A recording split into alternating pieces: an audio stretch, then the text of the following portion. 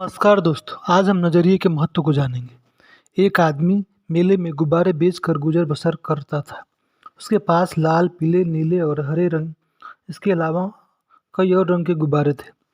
जब उसकी बिक्री कम होने लगती तो वह हीलियम गैस से भरा एक गुब्बारा हवा में उड़ा देता। बच्चे जब उस उड़ते गुब्बारे को देखते तो वैसा ही गुब्बारा पाने के लिए आतुर हो उठते। वे उसके पास गुब्बारे खरीदने के लिए पहुंच जाते और उस आदमी की बिक्री बढ़ने लगती। उस आदमी की बिक्री जब भी घटती वह उसे बढ़ाने के लिए गुब्बारे उड़ाने का यही तरीका अपनाता। एक दिन गुब्बारे वाले को महसूस हुआ कि कोई उसके जैकेट को खींच रहा है। उसने पलट कर देखा तो वहाँ एक बच्चा खड़ा था। बच्चे ने उससे पूछा कि अगर आप हवा में किसी काले गुब्बारे को छोड़ेंगे तो क्या वह भी उड़ेगा? तो गुब्बारे वाले ने जवाब दिया, नहीं बेटे, गुब्बारा अपनी रंग की वजह से नहीं बल्कि उसके अंदर भरी चीज़ की वजह से उड़ता है। हमारी ज़िंदगी में भी यही उसूल लागू होता है। अहम चीज़ हमारी अंदरूनी शख्सियत है। हमारी अंदरूनी शख्सियत की वजह से हमारा जो नज़रिया बनता है वही हमें ऊपर उठाता है। हमारा नज़रिया हमें कामयाबी दिलाता है।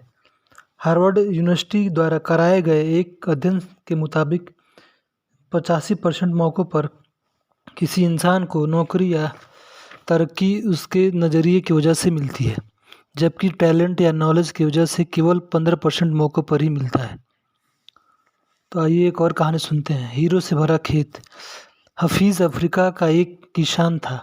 वह अपनी ज़िंदगी से खुश और संतुष्ट था।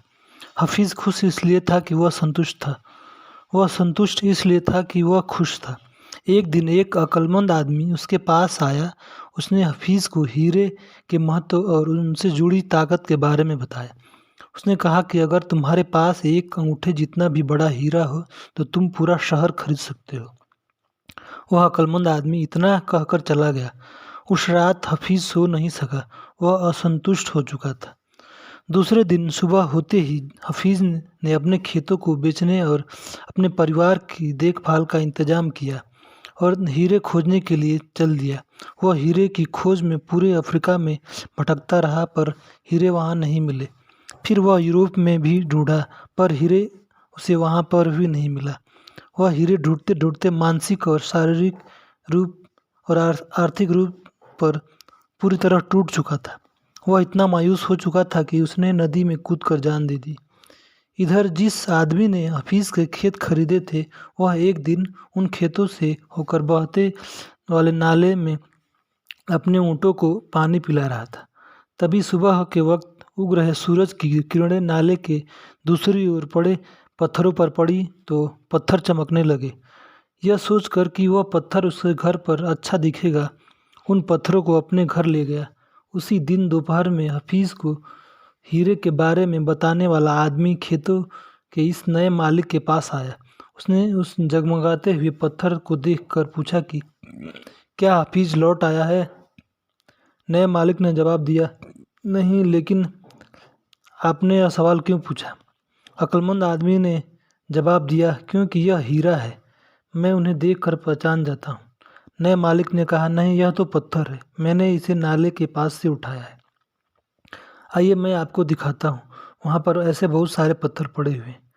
उन्होंने वहाँ से नमूने के तौर पर बहुत सारे पत्थर उठाए और उन्हें जांचने परखने के लिए भेज दिया। जांचने के बाद वे पत्थर हीरे के ही साबित हुए।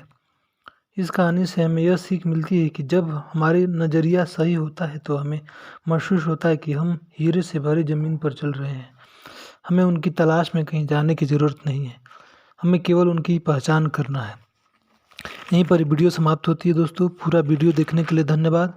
यदि आपको वीडियो अच्छा लगा हो तो वीडियो को लाइक, शेयर एंड सब्सक्राइब कर दें और बेल आइकन को दबा दें। और भी बुक समरी के लिए आप नीचे दिए गए डिस्क्रिप्शन लिंक पर जाएं। धन्यवाद।